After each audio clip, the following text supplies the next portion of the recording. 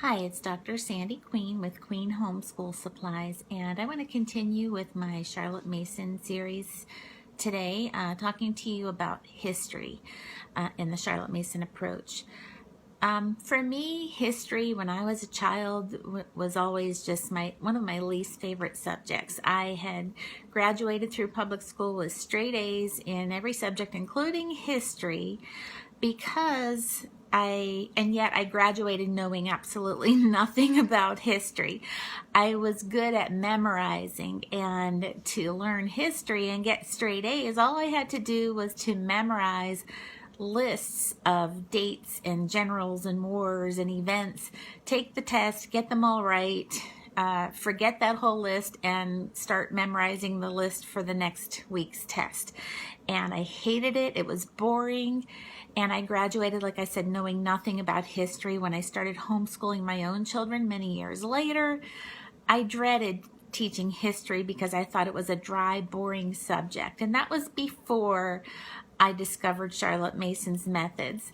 So in the Charlotte Mason approach, the core to a history program is living books. And I talked about that in one of my language arts videos, which you can look through this group and find.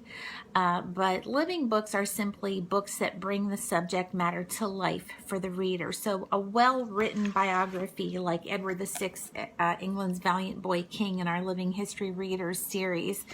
The books in our Little Bites of History series, like The Practice of Optimism by Helen Keller. These books really help you to understand the historical time period or the life of the person that you're reading about.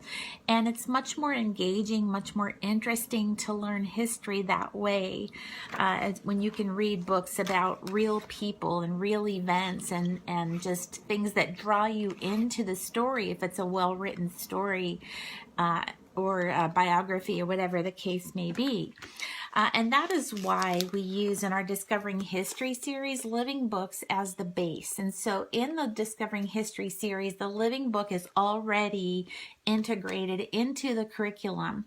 If you saw the video that I did on science, you'll see our Discovering Nature and Science series and how it's set up similarly, where we're using a living book as the base. And in that particular series, every Monday, the child is going to read a chapter of the ongoing story. In the Discovering History series, because most of our users are using our science and our history, if you're using our Charlotte Mason in a Box curriculum kits, or if you're just buying individual pieces, and so we keep that in mind, that the child is going to be reading a chapter of a living book that's integrated into their Discovering Nature and Science series every Monday. And in our Discovering History series, we are doing the same thing, but we're reading the chapter of the ongoing history story every Tuesday, knowing that most kids are also using our science and they're going to be reading a chapter there every Monday. So the reading is staggered purposely. But on how it works is on Monday, you're going to have vocabulary.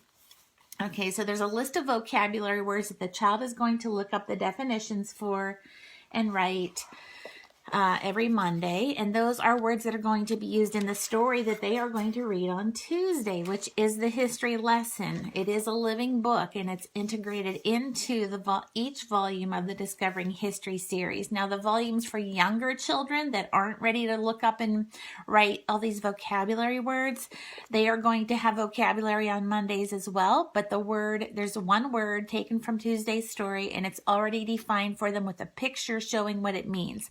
So still doing vocabulary for the younger kids, but they're not going to have to look up and write the definitions like the older kids will.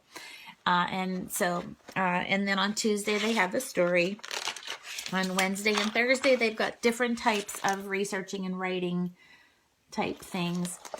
The younger kids will have drawing and coloring instead if they're not ready to do that. So you can look at the free samples on our website under the Discovering History series at queenhomeschool.com and see the differences in the levels like I'm explaining. But everyone on Friday is going to be working on a timeline, and you'll see the timeline right here. This is the new event that we're putting on today. Here's where it goes.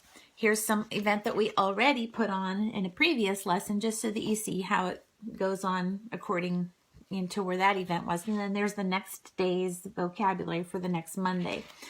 In the back of each of the Discovering History volumes, you will see a simple instruction sheet for the parent, how to put the timeline together, as well as what I call the cheat sheet of these are all the events that we're putting on the timeline in order, just so that you have that at a glance right there. Okay. Also in the back is a list of additional books if you want to add additional living books from the Living History Reader series, just for additional reading. And those are not absolutely necessary. They're optional. I do want to also show you our Observing History Through Picture Studies sets. And we have many different ones to choose from under the history category. There's one for World War I. There's one for ancient history, early American history, the Middle Ages, and there's many more. But they're all set up the same, and they correlate to our Discovering History series, but they can be used independently as well. Each of those sets in the Observing History Through Picture Study series comes with 10 different full-color art reproductions, and these are just a few random ones that I pulled from different sets to show you. So they are nice, heavy, glossy photography paper. You can frame them, you can put them on a little easel, you can just hold them and look at them.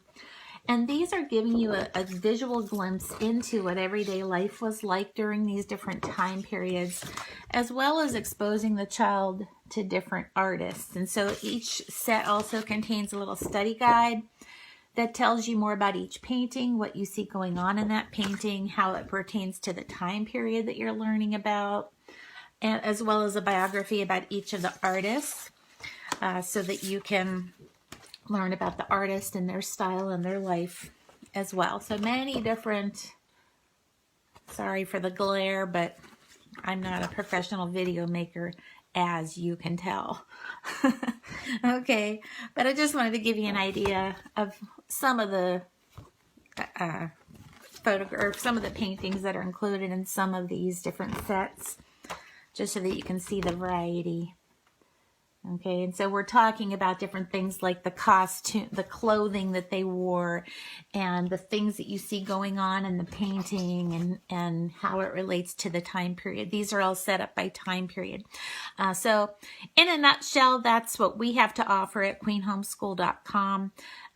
Using history according to the Charlotte Mason approach, integrating the living books that she was so fond of, integrating the picture studies with the full color artwork that she was also so fond of, just to help your child visually see what history was all about, and to learn history in a much more engaging way than the traditional textbook approach. I hope this has helped you, and I will be talking on a completely different topic starting tomorrow. I'm going to be talking about homeschooling through difficult times, and I think that's one that we can all relate to right now. So thank you for watching.